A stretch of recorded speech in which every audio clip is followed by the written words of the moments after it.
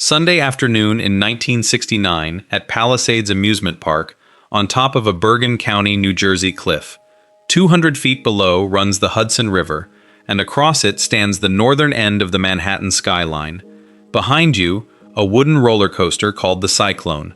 In front of you, a saltwater pool 600 feet long, 400 feet wide, filled that morning with 1.5 million gallons of Hudson River water, pumped up the cliff and filtered clean. More than 100,000 people are on the grounds today. The jingle plays on every AM radio in the New York metropolitan area.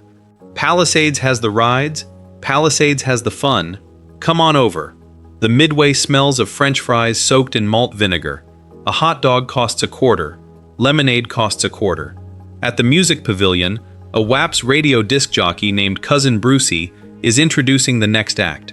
Over the years, he has introduced Tony Bennett, Diana Ross and the Supremes, the Jackson 5, the Four Seasons, Neil Sedaka, Chubby Checker, Jackie Wilson, the Shirelles, and a young Tony Orlando, 16 years old, his mother and family standing in the crowd. There is a Ferris wheel right at the cliff's edge. On the way up, you look east at Manhattan. On the way down, you look 200 feet straight down at the river. From across that river at night, the lit outline of Palisades Amusement Park is a permanent feature of the western horizon. It has been a permanent feature for over half a century.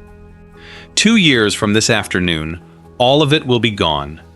In January of 1971, a Texas real estate developer called Winston-Centex Corporation acquired the 38 acres on which Palisades Amusement Park sat for $12.5 million. 37 years earlier, in the depths of the Great Depression, two Russian-born brothers from the Bronx had bought the same 38 acres for $450,000. $12.5 million. $450,000. The gap between those two numbers is the story of this video. It is not a story about a beloved place that faded. It is a story about a piece of dirt that got too valuable to be a playground. By September of 1971, the pumps were off, the coasters were being dismantled, and the pool was drying in the sun. By early 1972, the wooden Cyclone was a pile of lumber, and the rest of the rides were on trucks headed for other amusement parks in the United States and Canada. Within 2 years, the first high-rise apartment tower would open on the site. The story, though, starts 73 years before it ends. And it starts with a problem about trolley cars. The year is 1898. The Bergen County Traction Company owns a streetcar line that runs across the cliffs of northern New Jersey. Those cliffs are called the Palisades. 6 days a week, the trolleys are full of workers going to and from their jobs. On the 7th day, the trolleys are empty. At the end of the 19th century, the American workweek is contracting from 6 days to 5. That extra day of leisure is a problem for a trolley company. Empty cars do not generate fares. The company's solution is to buy 38 acres of undeveloped land on top of the Palisades and turn them into a picnic ground. This was a common business model of the era. Industry historians call them trolley parks, amusement grounds built specifically to generate weekend ridership. Tables and benches, flower gardens, a scenic walkway, and a view of Manhattan across the Hudson. They do not build it to make money. They build it so that people will ride the trolleys out to it on Sundays. It works. In 1908, the trolley company sells the park to two men, August Neumann and Frank Knox. Neumann is the first mayor of the local borough of Cliffside Park. He and Knox hire a manager named Alvin H. Dexter, and Dexter starts bringing in what the American amusement business of the era calls attractions: a Ferris wheel, a baby parade, and diving horses. And that same year, the place takes the name it will keep until the end: Palisades Amusement Park. In 1910, two more brothers appear.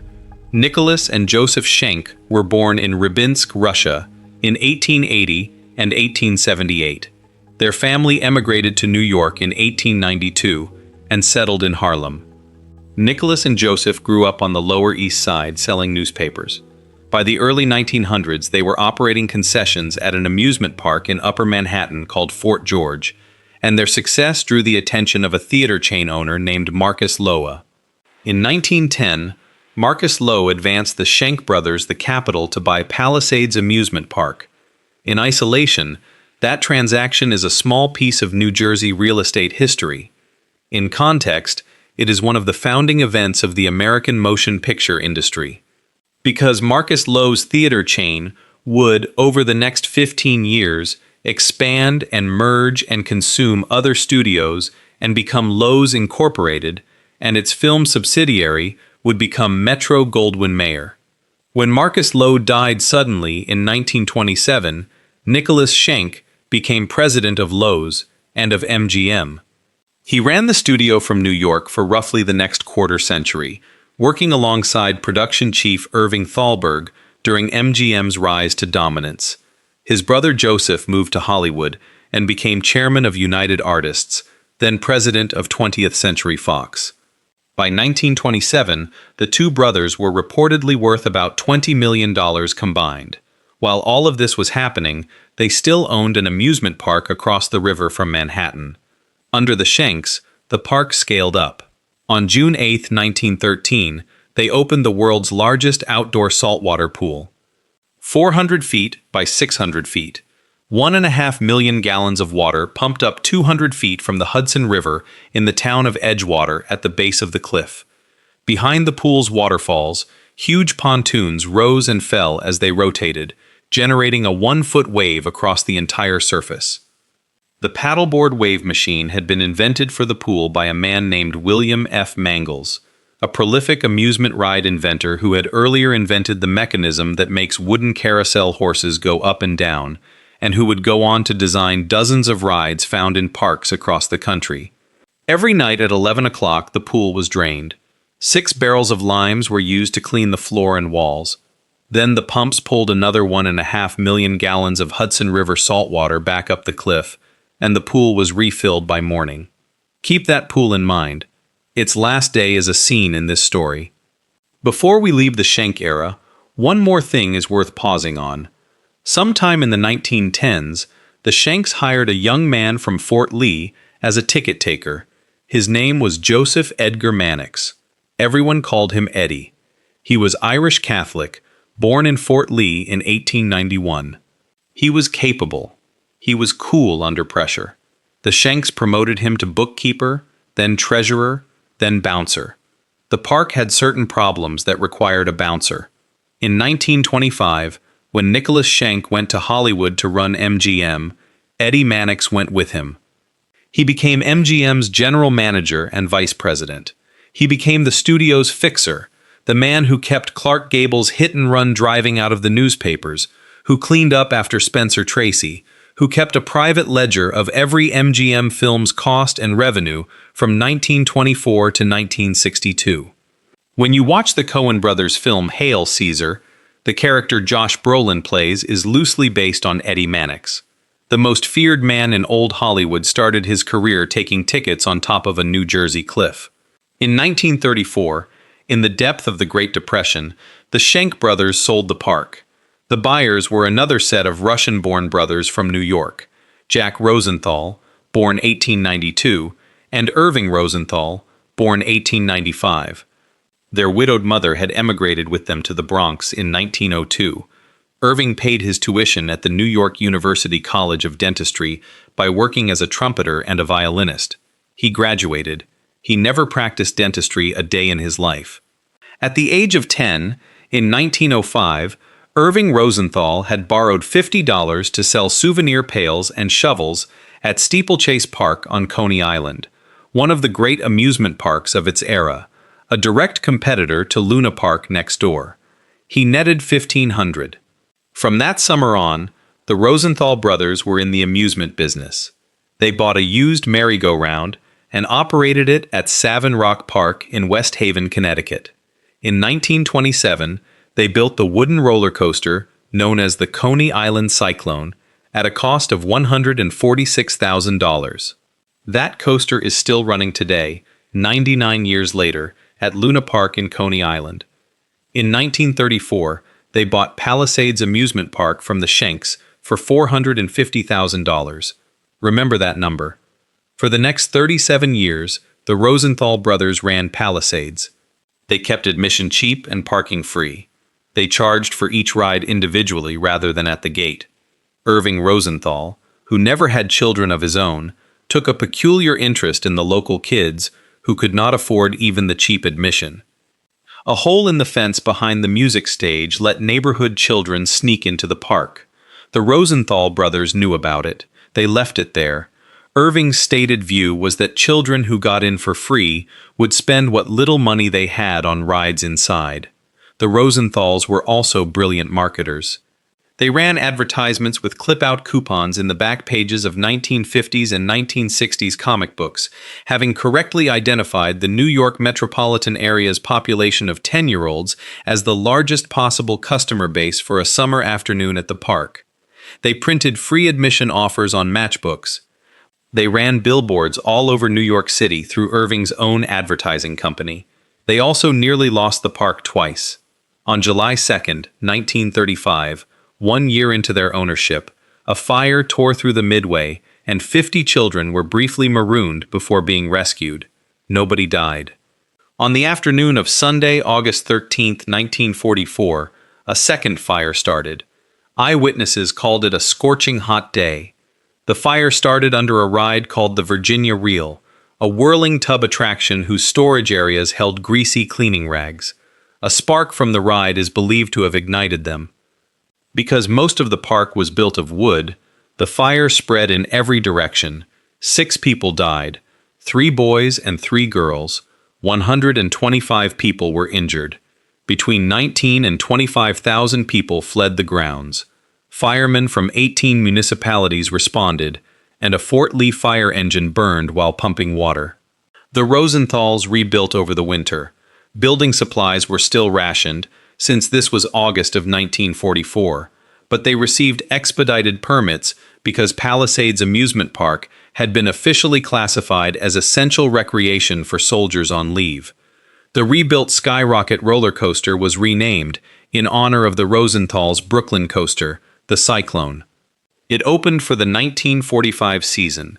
2 years later, in the summer of 1946, several African Americans arrived at the gates of the world's largest outdoor saltwater pool and were refused entry. The park had recently created a private organization called the Sun and Surf Club. Pool access, the ticket sellers explained, was now for members only. In practice, according to the park's own historian, the Sun and Surf Club allowed park officials to discriminate by the color of the patron's skin. In July of 1946, a group of 10 visitors arrived at the pool together, 8 of them black, 2 of them white. The 2 white visitors were sold tickets. The 8 black visitors were not. The American Civil Liberties Union asked the Bergen County Grand Jury to investigate. The grand jury did not act.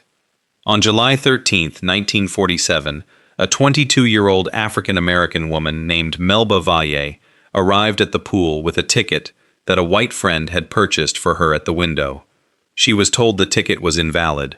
When she attempted to enter anyway, she was, in the words of the newspapers of the following day, forcibly dragged and ejected from the park. The Congress of Racial Equality began Sunday protests at the Palisade Avenue gate. They handed out a flyer. The flyer said, "Don't get cool at Palisades Pool." It said that the pool, in violation of New Jersey civil rights law, barred Negroes and persons with dark skins. It said that Irving Rosenthal, the park's owner, refused to cease racial discrimination. On July 27th, a black protester was blackjacked from behind by a park employee. On August 3rd, 11 Corps members were arrested on charges the flyer called trumped up. 2 were beaten by police. The FBI opened a file on Palisades Amusement Park. The park held the color line at the pool through the rest of the 1940s and dropped it, quietly, in the early 1950s. Melba Valle's confrontation happened 8 years before Rosa Parks refused to give up her bus seat in Montgomery, Alabama. 8 years before the Montgomery bus boycott put the civil rights movement on the front page of every newspaper in the country, at a park visible from Upper Manhattan on a clear day. It is not in the standard American memory of the civil rights era. It happened, By the middle of the 1950s, Palisades Amusement Park had become the loudest, most saturated, most heavily advertised amusement destination in the New York metropolitan area. The Music Pavilion booked national touring acts. In the big band years, Benny Goodman, Cab Calloway, Harry James, Xavier Cugat, the Dorsey Brothers. In the rock and roll and Motown years, the Jackson 5, Diana Ross and the Supremes, Chubby Checker, Bobby Rydell, Frankie Avalon, Jackie Wilson, the Shirelles, the Four Seasons, Neil Sedaka, the Young Rascals, Tony Bennett. A whack radio disc jockey named Bruce Morrow, known to his listeners as Cousin Brucey, hosted the weekend concerts and a weekly battle of the bands from that stage. The park called itself the beauty pageant capital of the world. It hosted the Little Miss America pageant and the Miss American Teenager pageant. It hosted a crawling race for infants called the Diaper Derby. The Clay Cole Show broadcast from Palisades to the New York area on WPIX for 5 years. The Rolling Stones made one of their first American television appearances on that broadcast. Then, in 1962, a young ABC TV employee named Chuck Barris, the same Chuck Barris who would later create The Dating Game and host The Gong Show, was standing on a sidewalk in Manhattan one evening. He looked west across the Hudson River. He could see, on top of the New Jersey cliffs, the lit silhouette of Palisades Amusement Park. Barris had already written a song. He had called it Amusement Park. His producer, Bob Crew, had told him to give it a specific location. Looking at the cliffs, Barris changed the title. Palisades Park was recorded by a Massachusetts singer named Freddie Cannon, who had never set foot in the park in his life. It was released as the B-side of a single called June, July, and August. A disc jockey in Flint, Michigan flipped the record over by mistake and played the B-side. In late June of 1962, Palisades Park hit number 3 on the Billboard Hot 100. It stayed there for 2 weeks.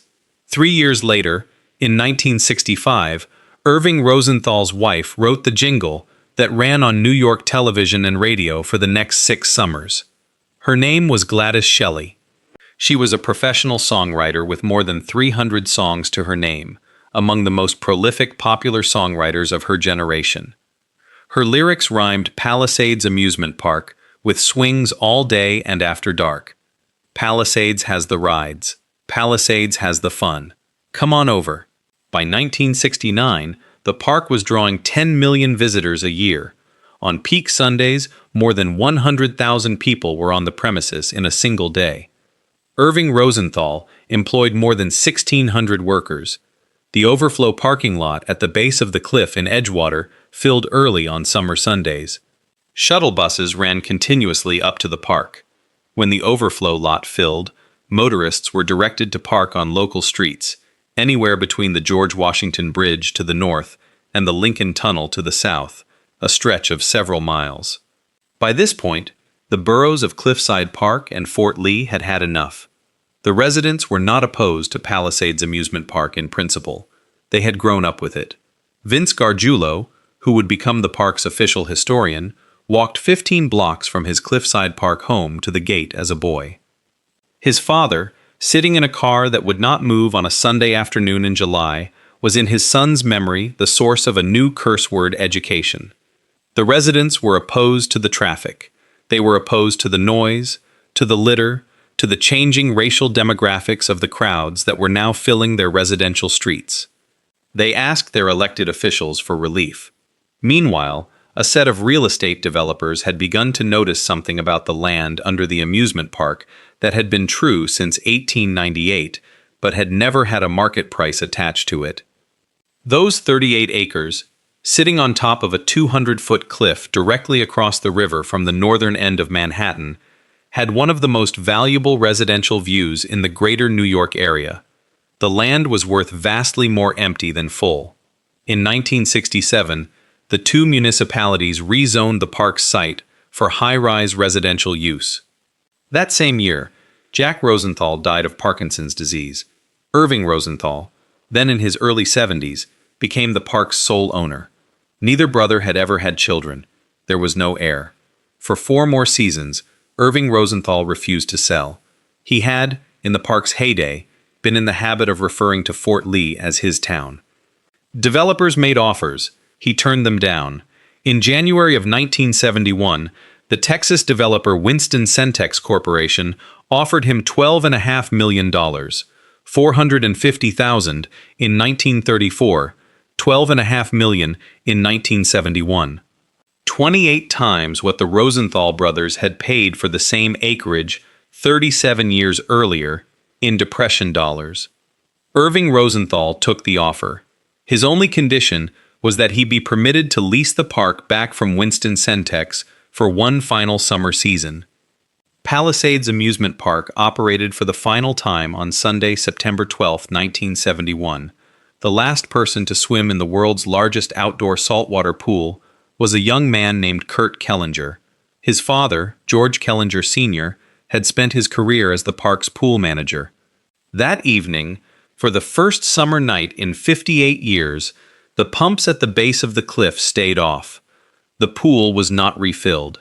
A ride operator named Morgan Mickey Hughes and a partner named Fletch Creamer Jr. tried to lease the property back from Winston-Centex for one more season. Fort Lee would not issue them a business license and would not commit to issuing one the following spring. The attempt died. Through the fall of 1971 and the winter of 1972, the rides were auctioned off. A 1928 carousel was offered in the New York Times of November 15th for $80,000. That carousel ended up in Canada, where it is still operating. The Wild Mouse went to a park in Pennsylvania called Williams Grove. The cars from the Cyclone went with it and sat in storage in Mechanicsburg for the next 42 years. In February of 1972, the wooden Cyclone itself was demolished. It came down as a pile of lumber. The two boroughs of Cliffside Park and Fort Lee briefly considered saving the saltwater pool as a municipal recreation facility. When they went to inspect it in the spring, they discovered that vandals had ripped out the filtration system beyond repair. 58 consecutive summers of nightly refills ended in a single winter. Irving Rosenthal died of a heart attack at his Manhattan home on December 27, 1973, 27 months after the park's last day. He was 78 years old. Winston Towers 200 opened in 1973. 30 stories, 640 units. Winston Towers 300 opened in 1974. 31 stories, 676 units, roughly 1,000 residences on the ground where the Cyclone used to be. Carlisle Towers followed on the Cliffside Park side. The Royal Buckingham followed on the Fort Lee side. They face east toward the Manhattan skyline. In 1998, on the 100th anniversary of the day the Bergen County Traction Company opened the park on the Palisades to encourage weekend trolley ridership, the management of Winston Towers dedicated a small monument on the property. They named it the Little Park of Memories. The names of the rides are inscribed on its bricks: the Cyclone, the Wild Mouse, the Skyrocket, the Tunnel of Love, the Rocket Ship, the Ferris Wheel. A bronze plaque affixed to a boulder reads, "Here we were happy, here we grew." Along the base of the cliff in the town of Edgewater, 200 feet below the site, are the pipes that once carried 1.5 million gallons of Hudson River salt water up to the pool. Pipes that ran every summer night from 1913 until 1971. According to the Fort Lee Historical Society, they are still fixed to the rock. They do not carry water anymore. In 2014, 2 of the original Cyclone roller coaster cars were trucked back to Bergen County. They had been sitting in Mechanicsburg since the winter of 1972. Restored but not functional, they are on display in Cliffside Park and Fort Lee. Cousin Brucey, now in his late 80s, unveiled one of them on a portable stage outside a public school in Cliffside Park. He said it was the first time he had seen one since the Cousin Brucey show broadcast live from Palisades Amusement Park. The song still plays on oldies stations. The carousel still turns in Canada. And on any clear evening, if you stand on the west side of Manhattan and look across the Hudson at the New Jersey cliffs, you will see, roughly half a mile south of the George Washington Bridge, 4 rectangular towers where a Ferris wheel used to be.